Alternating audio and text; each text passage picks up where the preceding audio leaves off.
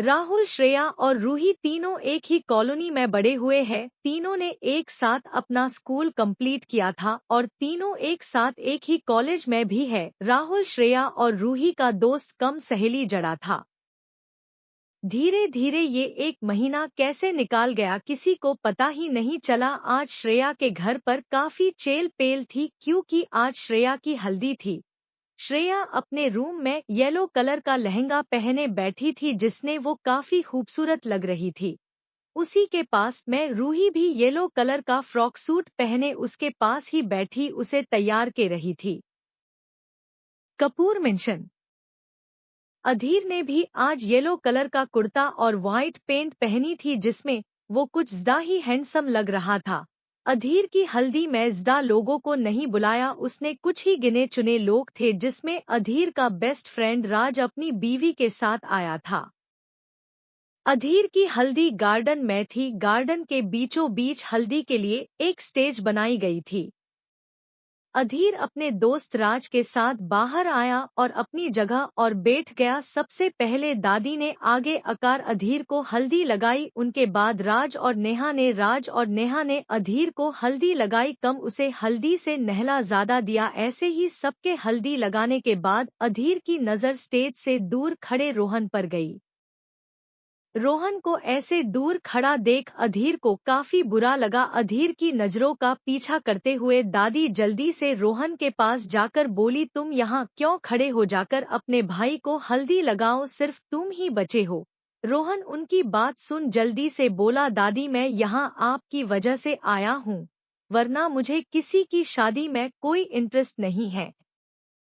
उसकी बात सुन जानकी जी धीरे से बोली, रोहन बेटा प्लीज, भाई है वो तेरा, कब से तुझे देख रहा है कि तू भी उसकी शादी की रस्मों में शामिल हो, लेकिन तुम अभी तक एक ही बात पर अड़े हो। रोहन आपको हमारी कसम, जाकर अधीर को हल्दी लगाइए, जानकी जी एकदम से बोली। रोहन जो बाज जाने ही बाला था, जानकी जी की बात सुन एकदम से उनकी तरफ देखता है और अपने गोगल्स अपनी आंखों पर चढ़ाते हुए अधीर की तरफ बढ़ा। वो अधीर के पास आया और अपने हाथ में थोड़ी सी हल्दी लेकर अधीर के चेहरे पर लगा दी और जल्दी से वहां से चला गया। थोड़ी ही देर में अधीर की झूठी हल्दी रूही के घर भिजवा दी गई। श्रेया का घर।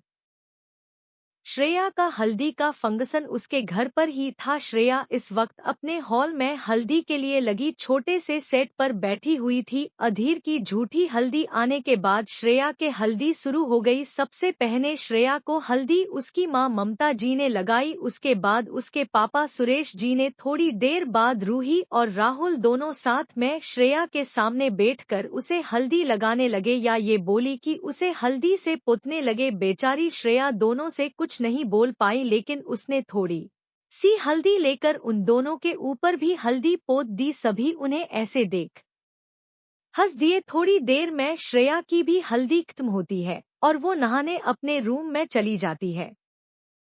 Next day. आज अधीर और श्रेया की मेहंदी का फंक्शन था। रूही नीचे हॉल में बैठी थी, उसके आजू-बाजू दो लड़कियां जो उसके हाथों में मेहंदी लगा रही थी। आज रूही ने डार्क ग्रीन कलर का लहंगा पहना था जिसने उसका दूध सा गोरा रंग काफी खिल रहा था। श्रेया पर हल्दी का रंग छड़ चुका था जिसे उसकी स्किन थोड़ी थोड़ी गोल्डीवे में ग्लो कर रही। श्रेया के पास रूही भी अपने हाथों में मेहंदी लगवा रही थी, तो वही राहुल की हालत रूही ने टाइट कर रखी थी। वो राहुल से कभी पानी मांगती तो कभी जूस तो कभी कुछ और, जिसे राहुल बहुत परेशान हो चुका था। श्रेया उन दोनों को देख हंस रही थी कि एक मेहंदी बाली लकड़ी श्रेया से बोली, आपके होने वाले हस्बैंड का नाम क्या है? श्रेया जो उन दो कटुनों को देखने में बिजी थी, उस लड़की की बात सुन एकदम से बोली, अधीर। लेकिन जब उसे रियलाइज हुआ कि उसने एकदम से क्या बोला तो वो खुद की बात याद के ब्लश करने लगी। वहीं पास में बैठी रूही उसकी बात सुन से उसे छेड़ते हुए बोली, ओहो देखो तो किसी को अपने होने वाले एजी ओजी का नाम कैसे रटा हुआ है। इतना बोला रूही हंसने लगी तो श्रेया उसे घूर कर बोली, हाँ तो नाम ही मालूम है मुझे, बस हाँ तो हम कहाँ कुछ बोल रहे हैं, अब तो शादी होने वाली है तो नाम क्या, तुझे उनके बारे में वो सब मालूम चल जाएगा जो एक पत्नी को मालूम होना चाहिए। रूही उसकी तरफ अपनी आंख बिंक करते हुए बोली। रूही की बात कम मतलब श्रेया को समझ में आ जाता है, जिसपे वो उसे आंखें दिखा के चुप कर देती है। कपूर मेंशन। अधीर अपने हाथों में मेहंदी लगवाने के लिए तैयार नहीं हो रहा थी। सभी के समझाने पर उसने बस थोड़ी सी मेहंदी अपने हाथों पर लगवा ली। जब मेहंदी वाली लकड़ी ने अधीर से श्रेया का नाम पूछा तो वो चुप रह गया, क्योंकि उसे तो अब तक श्रेया का नाम तक मालूम नहीं था। राज उसे अधीर के पास बैठा था। अधीर के कुछ ना बोलने और बोला, भाई बताना मेरी होने वाली भाभी का क्या नाम है। अधीर उसकी बात सुन धीरे से अपनी कठोर आवाज में बोला, मुझे नहीं मालूम। राज जो कोल्ड ड्रिंक पी रहा था, अधीर की बात सुन सारी कोल्ड ड्रिंक उसके पास बैठी नेहा जो मेहंदी लगवा रही थी उसके ऊपर उड़ा देता है। नेहा उसके ऐसे करने पर गुस्से में बोली, राज क्या पागल हो गए हो, मेरे सारे कपड़े खराब कर दिए, अब मैं इन्हें चेंज कैसे करूंगी। अरे बेबी तुम इतना गुस्सा क्यों कर रही हो, मैं ही ना, मैं तुम्हारे कपड़े बदल दूंगा। राज अपनी ही मस्ती में बोल देता है। नेहा पैर पटकते हुए रूम की तरफ चली गई, उसके पीछे पूछे राज भी मिमियाते हुए चला गया। राज की शादी को अभी 2 महीने ही हुए थे, इसलिए दोनों ऐसे ही लड़ते झगड़े रहते थे। अधीर अब भी चुपचाप बैठा था, तभी जानकी जी उसके पास आई और उसे सर पर हाथ फेरते हुए मुस्कुरा के बोली, श्रेया। श्रेया नाम है मेरे अधीर की पत्नी का। वो लड़की हाँ मैं सर हिला देती है और श्रेया का नाम आराम के हाथ में लिख देती है। इसी तरह अधीर और श्रेया की मेहंदी खत्म होती है। आज श्रेया और अधीर की शादी थी। श्रेया का घर छोटा होने की वजह से उसकी शादी घर से ना होकर अधीर के ही एक होटल से हो रही थी, जो जानकी जी के कहने पर सुरेश जी मान गए थे। कपूर मेंशन। आज अधीर की बारात जानी थी, जिसके चलते पूरे कपूर मेंशन में चहल पहल थी। सभी लोग तैयार होकर नीचे हॉल में खड़े अधीर का इंतजार कर रहे थे, क्योंकि हमारा हीरो अभी तक तैयार होकर नीचे नहीं आया था। थोड़ी ही देर में अधीर सभी को सीढ़ियों से नीचे उतरता हुआ दिखा, जिसे देख के सभी की आंखें मानो उसी पर टिक गई हो। अधीर ने इस वक्त गोल्डन कलर की शेरवानी पहनी थी, जिसपे उसने उसी की मैचिंग का सेहरा भी पहना था। हाथ में कटार और कंधे पर गोल्डन दुपट्टा, पर चेहरे पर कोई एक्सप्रेशन नहीं। वो चुपचाप आकर नीचे खड़ा हो गया। आज वो किसी रियासत के राजकुमार से कम नहीं लग रहा था। उसे देख आज कोई भी लड़की उस पे अपना दिल हिल हार जाए। दादी उसे देख उसकी नजर उतारते हुए उसकी आरती करती है और उसके सुने माथे पर तिलक कर देती है, और थोड़ी ही देर में सभी लोग मेंशन से बाहर आकर देखते हैं। एक घोड़ी को बहुत अच्छे से सजा धजा के बाहर खड़ा किया गया है, उसके आसपास बैंड बाजा भी। राज खुश होते हुए अधीर को अपने साथ उस घोड़ी के पास लेकर उस पर उसे बैठा देता है। पास में खड़ा घोड़ी का मालिक अधीर के ऊपर एक छत्र कर देता है। अब अधीर पूरा रॉयल प्रिंस लग रहा था।